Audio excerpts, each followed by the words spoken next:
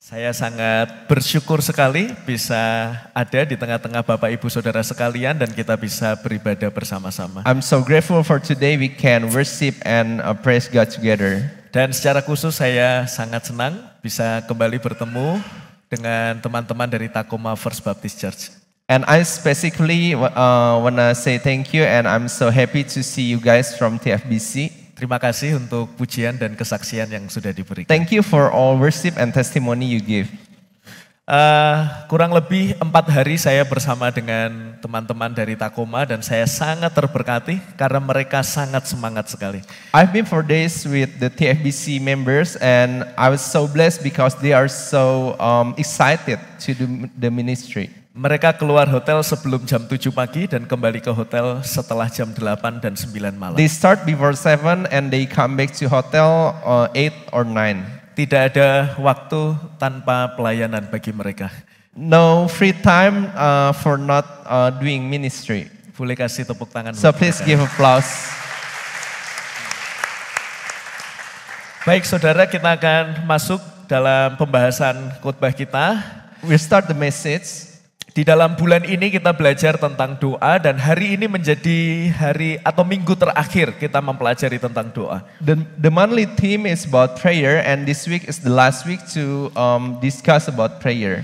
Saya memberi judul khotbah saya, dosa di dalam doa bagian yang kedua karena minggu lalu kita belajar bagian yang pertama. So the title is The Sin Inside the Prayer Part 2 because last week we started the Part 1. Minggu lalu kita belajar tentang kita seringkali keliru atau salah di dalam berdoa, dalam hal motif dan konsep kita dalam berdoa. Last week we learned that sometimes we have the wrong concept or the wrong motivation when we do prayer. Dan saat ini kita akan belajar, seringkali kita juga salah di dalam isi doa kita yang sesungguhnya menunjukkan isi hati kita. So today we will learn about sometimes we are wrong in our motivation. It's not the prayer, but it's our motivation. Dan saat ini kita akan membaca kebenaran firman Tuhan dari Yakobus pasal 4 ayat yang pertama sampai yang keempat. So we read the Bible from the James Pasal 4, 1 sampai 4. James 4, 1 to 4. Saudara bisa melihat di slide atau saudara bisa membuka Alkitab saudara. You can see from the slide or you can open the Bible.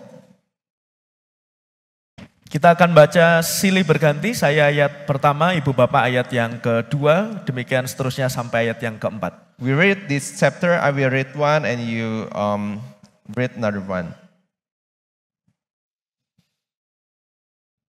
Baik, saya akan memulai. Yakobus pasal 4 ayat yang pertama. Dari manakah datangnya sengketa dan pertengkaran di antara kamu? Bukankah datangnya dari hawa nafsumu yang saling berjuang di dalam tubuhmu? Jemaat.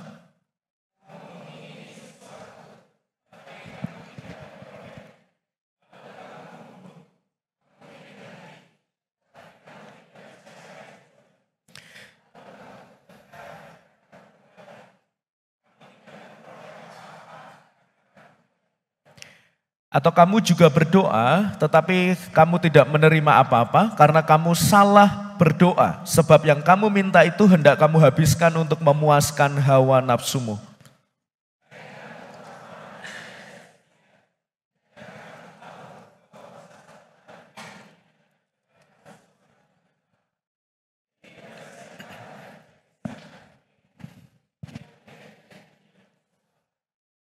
Bapak Ibu Saudara yang dikasihi oleh Tuhan, saya membagi khotbah saya menjadi 3 bagian.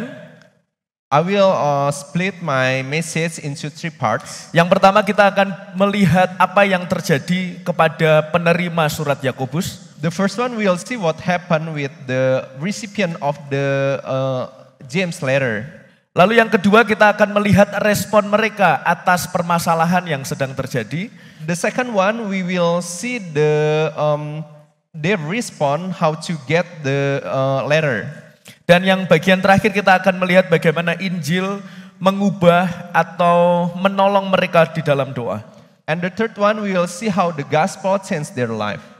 Baik, kita akan masuk kepada bagian yang pertama, apa yang terjadi pada penerima surat Yakobus pada waktu itu. We start the first part which we see what happened with the recipient of James' letter. Kalau Bapak Ibu Saudara melihat dari ayat yang pertama dan kedua, kita bisa melihat ada beberapa kata yang menggambarkan situasi di sana. If we see the first one and two, we can see what happened in this case. Saudara bisa perhatikan ada kata sengketa dan pertengkaran. We can find the fight and quarrel, Ada kata membunuh dan iri hati. kill and enviness, Lalu ada kata bertengkar dan berkelahi. fight and quarrel. Kalau kita melihat ayat 1 dan 2, kita langsung bisa menemukan gambaran jemaat di sana atau penerima surat Yakobus sedang tidak baik-baik saja. So from this passage, we know that it was not fine that happened in that moment. Semacam ada perkelahian atau perselisihan di antara jemaat Tuhan. Seems like there's a fight between the congregations. Bahkan kalau kita melihat di dalam seluruh kitab Yakobus, mulai dari pasal pertama sampai pasal yang terakhir, kita akan menemukan beberapa sifat buruk itu di tengah-tengah jemaat. When we see the passage, the entire passage of James, we can find many bad habits happen in the congregation. Saya menuliskan di slide LCD ada pilih kasih yang pertama. I mentioned in the slide, the first one is favoritism. Pasal kedua ayat pertama sampai ke-13. James 1 to 13. Ini semacam bagaimana kita berbuat baik kepada orang yang hanya baik kepada kita. So it's like we just do good for the people that do good to us. Berbuat baik kepada orang-orang yang kasih keuntungan kepada kita. Sedangkan kalau tidak, maka kita akan mengabaikan. It seems like we do good for the benefit. Itu konteks yang pertama. It's the first one. Lalu yang kedua, ada ucapan yang menyakiti sesama. And the second one, the point is the words that hurts others. Ada hal yang ayat yang sangat terkenal yang berkata, di dalam satu mulut yang sama, kita bisa pakai untuk memuji Tuhan, tetapi dengan mulut yang sama juga kita bisa menyakiti saudara kita. There's one famous word mentioned that with the same word, we can praise God, also we can curse others. Yang ketiga, ada menghakimi orang lain. Ini lebih kepada membicarakan keburukan orang lain di belakang atau di dalam bahasa Jawa ngerasani ya. The third one is like judging others or talk about bad things behind. Lalu yang keempat ada bermegah dalam kekayaan. And the fourth one is boasting about the wealth. Pada waktu itu ada banyak orang percaya kalau kaya maka itu akan dibawa sampai selamanya. So at the time some people believe that if we have money or if we are wealth, then we can bring those materials to the heaven. Dan kekayaan itu menjadi sumber kebanggaan mereka. Mereka bisa dengan sombong ketika mereka punya banyak uang. And the wealth become the source of our happiness. Dan ini adalah gambaran yang tidak terlalu baik. Ada kelompok yang berseteru dan kalau kita melihat karakteristiknya ada semacam perbedaan kasta yaitu orang kaya dan orang miskin yang sedang berseteru. So from this passage we can see there's a gap between the poor and the rich. Dan inilah konteks penerima surat Yakobus. So it's the context of the recipient of the James letter at that time. Lalu apa yang mereka lakukan ketika mereka ada di dalam sebuah konflik? So what did they do when they were in this kind of situation? Dan kita masuk kepada bagian yang kedua, respon mereka atas konflik. So we move to the second part, response to the conflict. Nah saudara, saya percaya konflik itu akan selalu ada ketika kita hidup di dunia ini.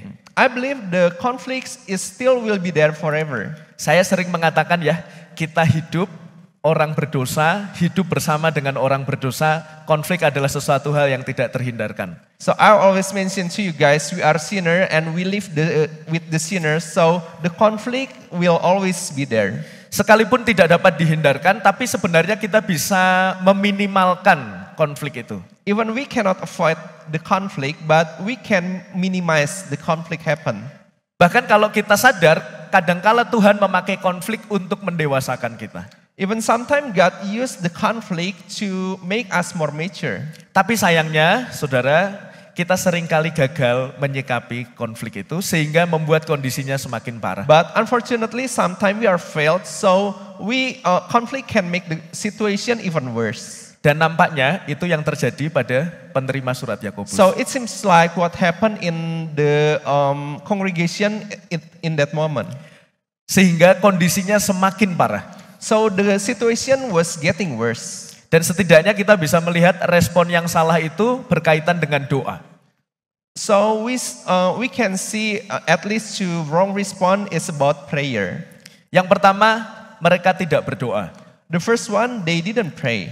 Saudara bisa melihat itu di ayat kedua bagian akhir, di sana dikatakan kamu tidak memperoleh apa-apa karena kamu tidak berdoa.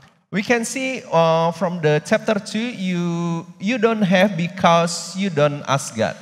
Saudara bisa membayangkan dalam sebuah konflik, lalu saudara tidak berdoa. So you can imagine when we are in the conflict but we don't pray. Saya percaya tidak pernah akan ada kata damai, tetapi justru pasti akan memperkeruh keadaan. So I am sure there will not be peace in the conflict. Dan kalau kita membaca ayat ini, tidak berdoa, seringkali kita menganggap sepele. So sometimes we underestimate not praying, about not praying. Mungkin kita bisa berkata, oh saya tidak berdoa, ya sudah saya tidak mendapatkan apa-apa. It's okay, tidak merugikan orang lain, tapi saya tidak mendapatkan keuntungan. Maybe we think like, oh not praying is okay because no one suffered the loss because of I don't pray. Contohnya saudara ya, kita seringkali kalau menyelesaikan persoalan dengan seseorang dan kita tidak berdoa, lalu persoalannya tidak selesai. Dan kita berkata begini, oh ya sudahlah, toh saya bisa hidup tanpa dia. For example, like when we have conflict with someone, then we don't pray and we think, it's okay because I can live without him or her. Atau dalam pokok doa yang lain, misalkan saudara berdoa, minta maaf, saudara menginginkan pacar atau pasangan, lalu saudara tidak mendoakannya, hanya ingin saja dan mencari. Lalu saudara benar tidak dapat pacar atau pasangan selama 3 tahun, dan saudara mungkin bisa berkata, oh ternyata saya baik-baik saja ya 3 tahun tanpa pasangan. Or you may pray about the spouse, girlfriend or boyfriend, then you didn't pray about it, and after 3 years you didn't get the spouse, then you feel like, oh I'm okay even without the spouse. Jadi banyak orang menganggap tidak berdoa itu sepele. So many people think not praying is okay. Hidup akan tetap berjalan baik-baik saja Life tanpa is doa. still go on. Padahal sebenarnya saudara, kalau kita sadar tidak berdoa adalah berdosa. But if we realize not praying is a sin. Tidak sesederhana itu. Tidak berdoa sedang mengungkapkan sebuah masalah yang jauh lebih serius. So it's not that simple. Not praying can reveal us the bigger problem. Mengapa? Karena ketika saya dan saudara tidak berdoa, sebenarnya kita sedang menunjukkan bahwa saya dan saudara adalah orang yang sombong. Why? Because when we don't pray, then it means we are arrogant. Kita menganggap bahwa diri kita itu bisa tanpa Tuhan. We feel like we can live without God.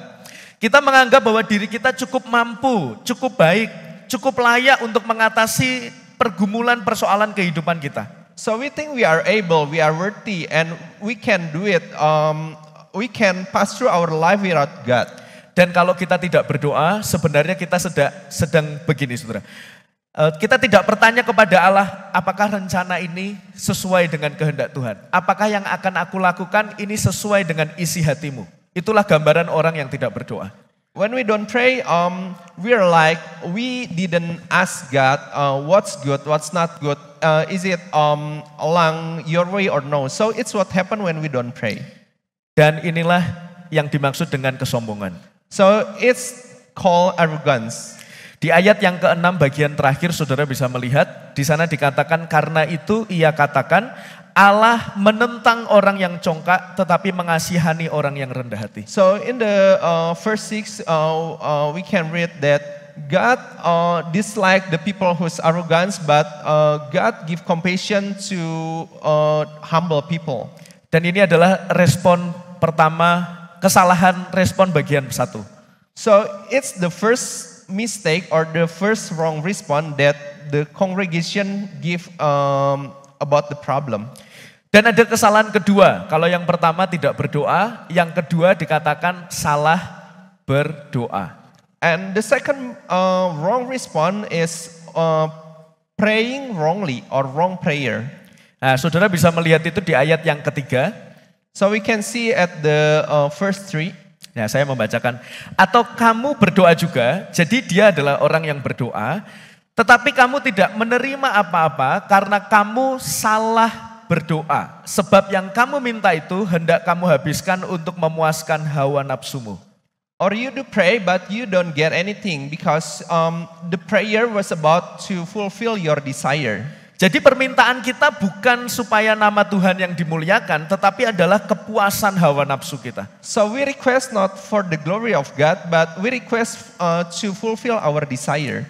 Kalau saya coba membayangkan dalam konteks masa itu yang sedang bertengkar ya, sedang bertengkar, mungkin kita akan berdoa begini, Tuhan, aku sudah tidak suka dengan si A begitu ya, kutuklah dia dan berikan celaka kepada dia.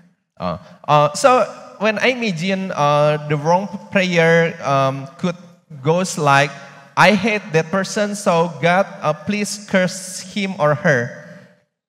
Lalu kita merasa puas apabila orang yang memusuhi kita itu celaka. So we feel good when the people we don't like get something bad.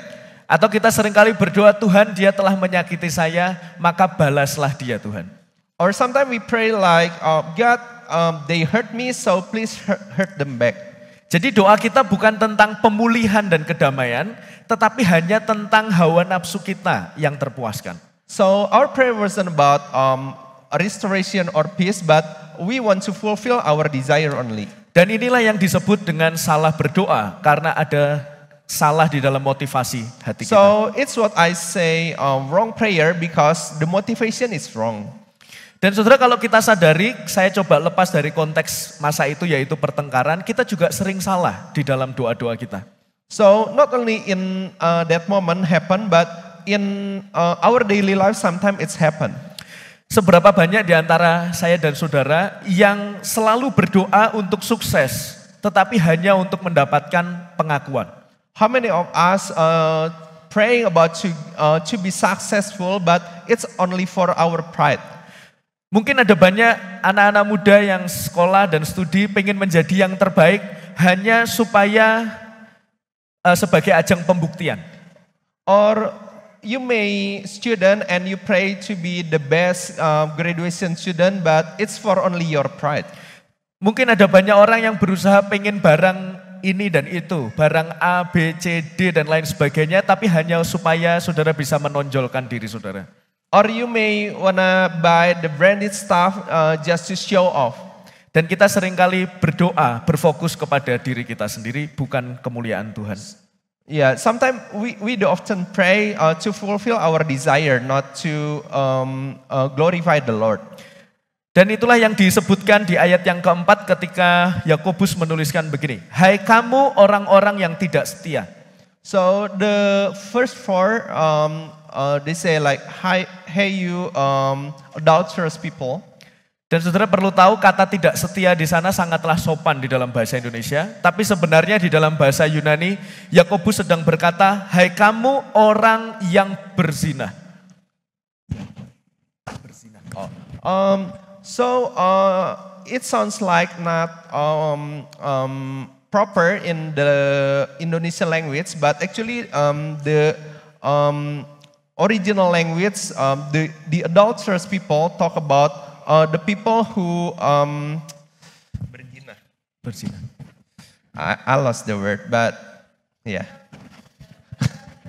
Adultery, adultery. Kita seringkali berzina menduakan Tuhan dan orang kedua itu adalah diri kita. So sometimes we cheat on God, and the second person is us. Fokus kita bukan Tuhan, tetapi diri kita sendiri. So we don't focus on God, but we focus on ourselves more than God. Itu sebabnya saya menuliskan sebuah kesimpulan dari poin yang kedua. So that's why I conclude with the second point. Kedua respon di atas, baik tidak berdoa dan salah berdoa, menunjukkan bahwa kita adalah Tuhan atas hidup kita. So it brings me to the conclusion that not praying and praying incorrectly show that we act as God over our own lives. Tidak berdoa menunjukkan bahwa saya bisa menyelamatkan diri saya dari semua pergumulan saya. Not praying assume like we can save our life without God. Dan salah berdoa menunjukkan bahwa saya adalah raja yang harus disenangkan dan bukan Tuhan. And pray incorrectly shows like we are the king, we are the God, not the God itself. Jadi tidak berdoa dan salah berdoa, dua-duanya menunjukkan berhala dalam hidup kita. So not praying or praying incorrectly show that we are everything in our life. Dan pertanyaannya, bagaimana Injil mengatasi semua ini? Then the question is how the gospel can fix this situation. Kalau kita perhatikan Bapak Ibu Saudara, yang menjadi persoalan adalah bukan di luar, tetapi di dalam hati kita. So when we see the problem is not outside but it's inside. Dikatakan di ayat yang pertama tadi yang menjadi masalah adalah keinginan kita, hawa nafsu kita yang akhirnya membuat semuanya berantakan. So it was mentioned the problem is our desire, our will. Dan kalau kita tahu masalahnya adalah hati kita, maka kita tidak bisa mengobati gejalanya. So because of the problem was inside, so we can fix the problem by fixing the outside. Kita tidak bisa mengubah sesuatu yang di luar, lingkungan kita, orang-orang di sekitar kita, atau cara kita melakukan sesuatu. We cannot change our society or the things around us. Tetapi yang harus dirubah adalah hati kita. But we have to change our heart. Dan saya percaya hanya satu yang bisa merubah hati kita, yaitu adalah Injil. Yang bisa merubah hati kita hanya satu, yaitu Injil. So only gospel or Bible that can change our heart. Dan itu yang dikatakan oleh kesaksian Louis tadi. So it's what Louis mentioned in her testimony. Kalau kita melihat bagaimana Injil mengatasi segala kegagalan kita dalam doa, yang pertama Injil itu menunjukkan bahwa kita harus berdoa karena kita tidak bisa apa-apa tanpa Tuhan. So what gospel said about this situation, the first one we have to pray because we can do nothing without God. Kita tidak bisa melakukan apapun bahkan di dalam keselamatan kita. We cannot do anything even about our salvation. Kita diselamatkan hanya oleh anugerah Allah melalui iman di dalam Yesus Kristus. We are saved only by grace through our faith. Kita dulu berdosa. We were sinner. Kita harusnya dimurkai oleh Allah. We supposed to die. Kita harusnya ada di neraka. Kita seharusnya ada di neraka. We supposed to be punished. Dan lebih buruknya kita tidak dapat menyelamatkan diri kita sendiri. And the worst thing is we cannot save ourselves. Di dalam keselamatan kita tidak bisa melakukan apapun tanpa Tuhan karena kita mati. We cannot do anything about salvation because of our strength. Saya tidak pernah menjumpai orang mati lalu bisa berbicara. I never see the dead body can speak again. Saya tidak pernah berjumpa orang mati lalu bisa menaati Tuhan. I never see the dead body can feel the presence of God. Itu sebabnya hanya melalui anugerah Allah yang menghidupkan kita terlebih dahulu sehingga kita bisa percaya kepadanya. So it's only by His grace we are saved. Jadi Bapak Ibu Saudara, kita berdoa itu bukan hanya karena Yesus berdoa, sekalipun itu betul. So we pray not only just because God pray, even it's true. Kita seringkali hanya berpikir bahwa karena Yesus berdoa, maka saya sebagai umatnya harus berdoa. We often think like because Jesus pray, so we have to pray. Itu betul, tetapi bukan itu esensinya. It's true, but it's not all about the prayer. Kita berdoa karena Injil memberitahu kita tidak bisa melakukan apa-apa tanpa Tuhan. We do pray because the gospel, the Bible say we cannot do anything without God. Kita benar-benar harus bergantung kepada Allah, bukan hanya atas keselamatan kita, tetapi juga atas seluruh pergumulan hidup kita. We need to rely on God, not about our salvation, but for all our entire life. Dan itulah yang dikatakan oleh seorang tokoh bernama John Piper. So it's what the John Piper say. Prayer is open admission that without Christ we can do nothing. Berdoa semacam membuka sebuah kenyataan atau fakta bahwa kita tidak bisa hidup tanpa Tuhan. The fact is, without praying we cannot do anything. Kita tidak bisa melakukan apa-apa tanpa Tuhan, itu sebabnya kita perlu untuk berdoa. We cannot do anything without God, so that's why we need to pray. Dan yang kedua, selain Injil memberitahu kita bahwa kita tidak bisa apa-apa tanpa Tuhan, yang kedua, Injil seharusnya bisa mempengaruhi isi doa kita. The second one, the gospel is supposed to influence how we pray. Kalau kita melihat sesuai konteks pada masa itu, ketika tadi ada perselisihan. So if we see the original context of the passage, tanpa Injil kita mungkin hanya akan berdoa begini, untuk kepentingan diri kita sendiri. Without gospel we may pray for our desire only. kita akan menempatkan diri kita pada posisi yang benar. We'll put ourselves in the correct position. Di dalam perselisihan kita selalu punya naluri menempatkan diri kita pada posisi yang lebih tinggi daripada orang yang berselisih dengan kita. In the conflict, we may put our position always in the most right position. Bahkan lebih parahnya kita selalu puas kalau kita akhirnya menang dan musuh kita kalah. And we often feel satisfied or feel good when we win the conflict. Dan kita seringkali hanya mau bahwa orang lain datang kepada kita dan meminta maaf kepada kita. So we expect people come to us and ask for forgiveness. Dan itulah yang terjadi kalau kita tidak pernah merenungkan Injil. Kita selalu merasa diri benar. So it's what happened when we don't do the gospel. We always feel we are right. Tapi sangat berbeda kalau saya dan saudara menghayati Injil. It's totally different when we see the gospel. Saya yakin di dalam Injil kita akan berdoa dan mengoreksi diri kita. When we pray, we can reflect on ourselves. Di dalam Injil kita akan melihat diri kita adalah orang yang lemah dan sama-sama berdosa seperti musuh kita.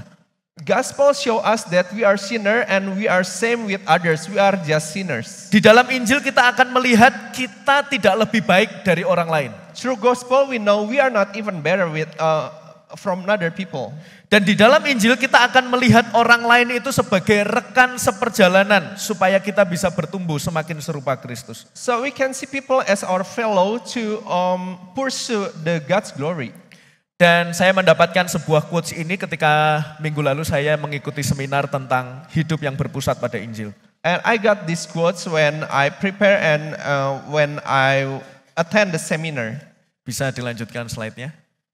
Saudara, seringkali di tengah perselisihan, berapa banyak di antara kita yang selalu mendapat nasihat atau memberikan nasihat begini, sudah kita cari jalan tengah. So we may often hear in the middle of conflict, okay, we do the middle way. Tapi sebenarnya Injil tidak berkata demikian. Injil berkata yang kuat menanggung yang lemah. But it's not what the gospel say. The gospel say the strong help the weak. Saudara, kalau kita punya pandangan setiap konflik selalu merasa, ayo coba kita cari jalan tengah, maka saya percaya tidak akan pernah ada kedamaian. If we have that kind of perspective, every conflict have to be solved with the middle way, then we cannot get the peace. Mengapa? Why? Karena kita selalu merasa sudah ada di tengah. Because we always feel we are always in the middle. Saya coba memberi gambaran. Saya dan Clement sedang berselisih. We are in the conflict. Dan kita selalu berkata, ayo coba kita cari jalan tengah. And we always say, okay, we find the middle way. Agak sana. Okay. Oke.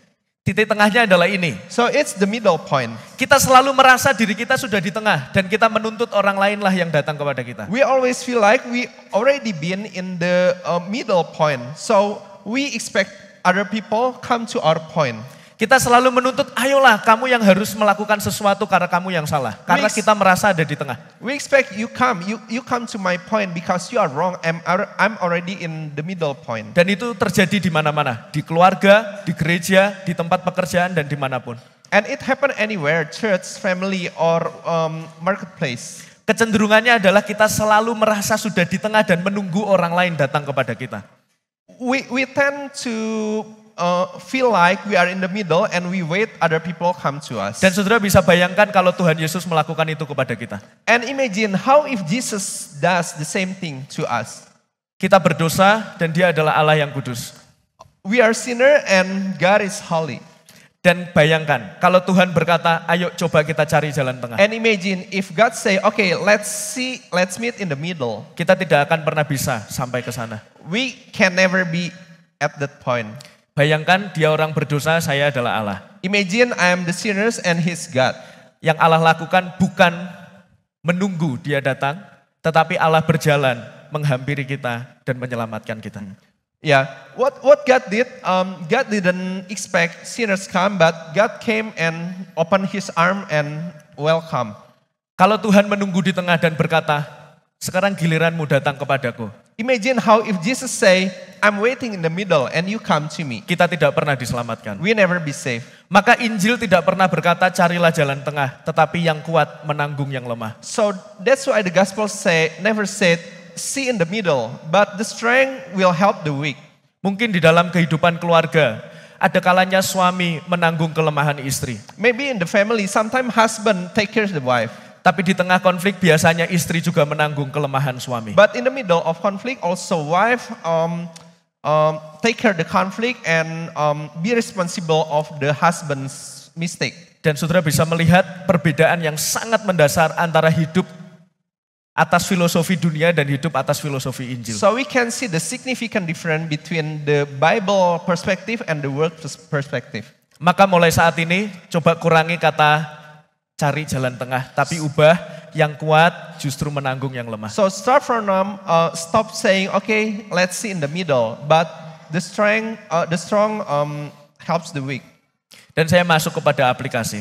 And I want to go to the application Untuk mengakhiri khotbah saya. to finish my sermon. Saudara datanglah kepada Tuhan dengan kesadaran bahwa saudara terbatas dan saudara perlu pribadi yang tidak terbatas. We have to come to the Lord that we are limited and we cannot do anything. Apalagi kalau saudara sedang menghadapi berbagai macam konflik persoalan dalam hidup saudara, jangan pernah mencoba untuk berusaha sendiri. So don't try to solve the conflict by our strength. Sadarilah bahwa saudara terbatas dan saudara butuh Tuhan. We have to realize that we are so limited and we do need God. Dan yang kedua, koreksilah setiap isi doa kita. And we have to change our prayer content. Sudahkah kita berdoa untuk kemuliaan Tuhan atau kita berdoa hanya untuk kemuliaan diri kita sendiri? Let's check, is it for God's glory or it's for our desire? Dan ingatlah Injil bahwa Yesus mati dan bangkit untuk menyelamatkan kita selalu mempengaruhi seluruh kehidupan kita. And always remember how Jesus died and rose again always influence what we have to pray. Itu bukan hanya slogan yang kita ucapkan setiap minggu, tetapi sebuah nilai yang harus kita hayati setiap hari. It's not about what we say every week, but it's supposed to be the value that we live. Saya berdoa dan berharap kiranya kebenaran firman Tuhan hari ini boleh mengubahkan kita So I sekalian. pray the words of God can change our heart. Mari kita berdoa Let's bersama-sama. pray.